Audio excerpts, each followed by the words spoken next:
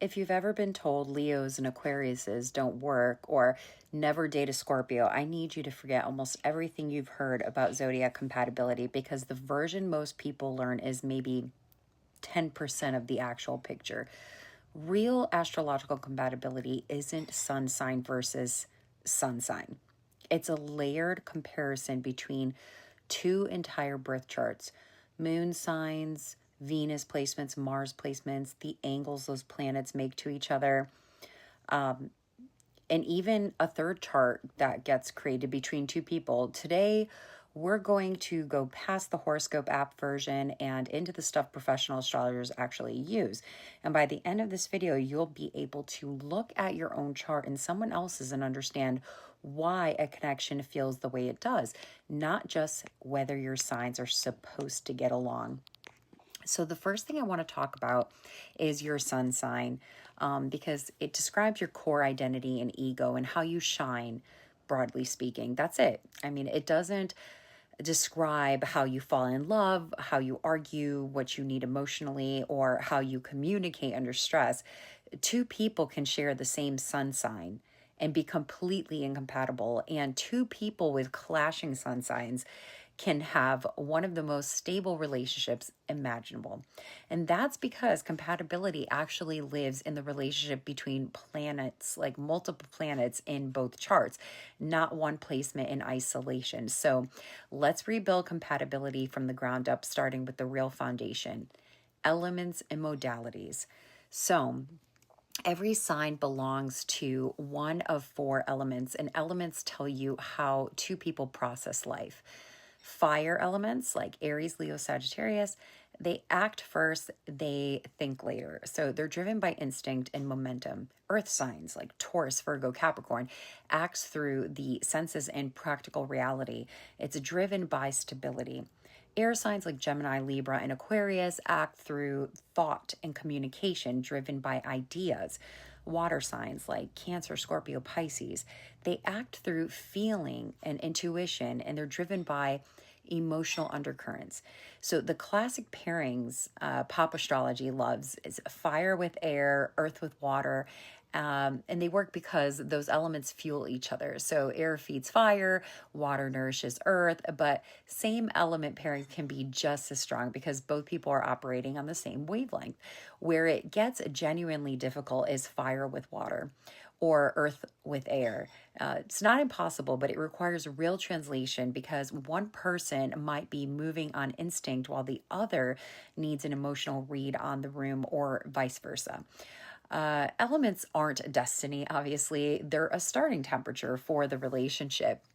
So this layer almost nobody really talks about, and it's arguably more important than elements for predicting conflict style. Every sign also has a modality. So there is cardinal, which would be Aries, Aries, Cancer, Libra, and Capricorn. These are the initiators. They start things, they lead, they push forward. And then we have fixed signs like Taurus, Leo, Scorpio, Aquarius, and they are stabilizers. They sustain, they commit, and resist change. Mutable signs like Gemini, Virgo, Sagittarius, Pisces are adapters. They adjust, they shift, and they go with the flow. So two cardinal signs together can create a power struggle. Both want to lead, and two fixed signs can create a beautiful loyalty or a total gridlock because neither wants to budge.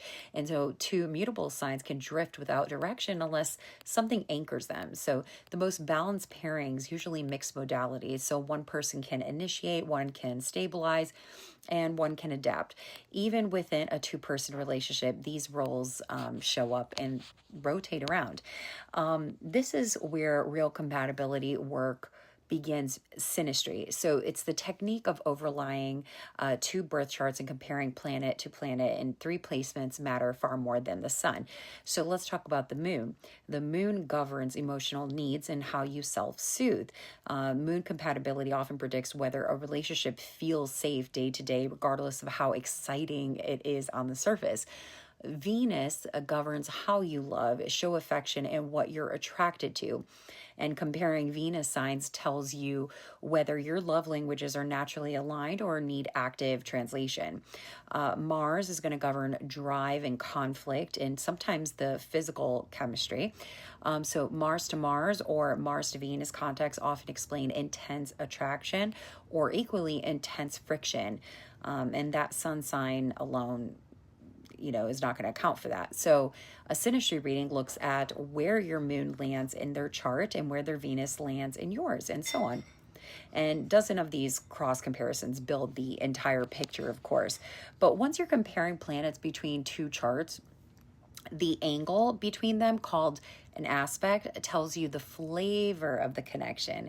So a conjunction would be like in 0-degree conjunction, merging intensity, we're the same energy. A trine, which is 120 degrees, is ease, natural flow, sometimes too easy. A square, 90 degrees, would be tension and growth through friction. An opposition at 180 degrees is a magnetic pull between two different approaches, often like an opposite attract. A sextile, 60 degree, is supportive, opportunity-based. It's ease, And a chart with mostly trines and sextiles between two people can feel effortless, sometimes to the point of lacking growth.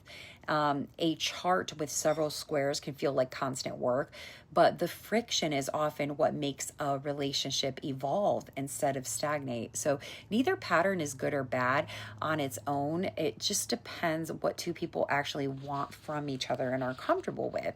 So the more advanced and the more overlooked tool is the composite chart. So instead of comparing two individual charts, astrologers mathematically merge them into a single new chart that represents the relationship itself as if it were its own being with its own sun and its moon and rising sign. So a composite chart can tell you what's the relationship purpose seems to be, what it struggles with, and how it presents to the outside world, and separate from who either partner is individually. So two people who each have relatively difficult placements can create a beautifully balanced composite chart, and vice versa.